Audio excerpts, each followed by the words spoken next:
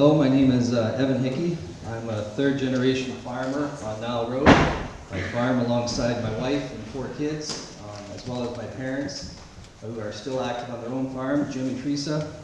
I actually took the farm, my farm that I own right now was owned by my grandfather, Joe Hickey, who some of you could remember as a counselor a few years ago. When I'm not at home, I'm driving a milk truck full-time. And then in the harvest season, drive truck. I drive for Alan McGuiney and Steve Flynn as they need in the harvest time. So that's where I was today, actually.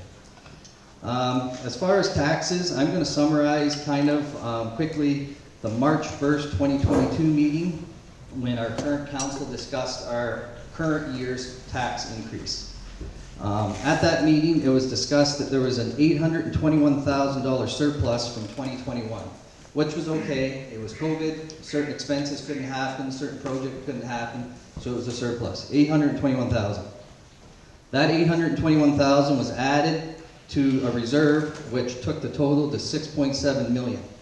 And everybody talked at that meeting about the rainy days are coming, inflation, we have to prepare. At that meeting, they went around the table and discussed what everybody's seen as tax increase for this year. And I have the numbers here. It was 5%, 6%. Some people said 9, 8, 9, and there was even a 10% thrown on the table.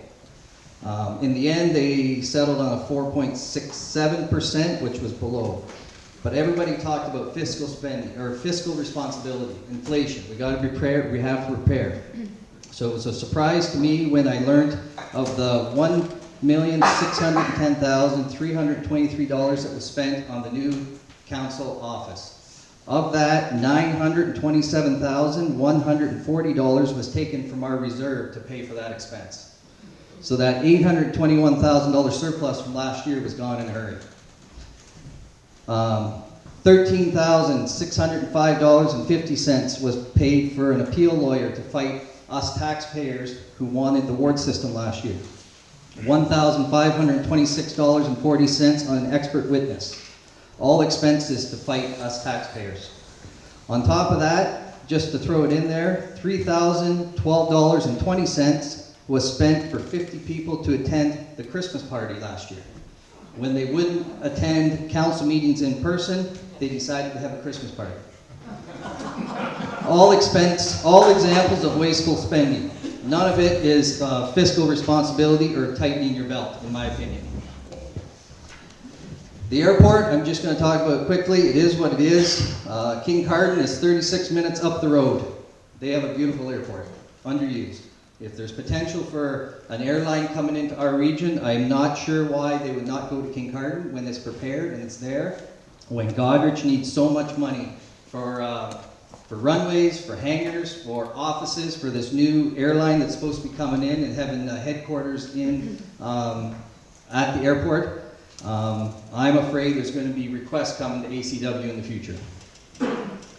Port Albert, I'm running for first-time council. I was not around the table at the when the Port Albert master plan was discussed. To my knowledge, council can initiate a review, which would take it back to the start. It would take you back 5 years. It would take you back all the time and expense, engineering firms. But I think it's warranted if there are ongoing issues, if the public was not addressed properly, if proper consult was not done. I would hear those issues and I would initiate to open and review the Port Albert Master Plan. And quickly on the vision of the future of ACW, I think in all honesty, you cannot stop growth, but I think we have to back off the throttle, sort through everything we have on the table now, and take care of who's here first. Thank you.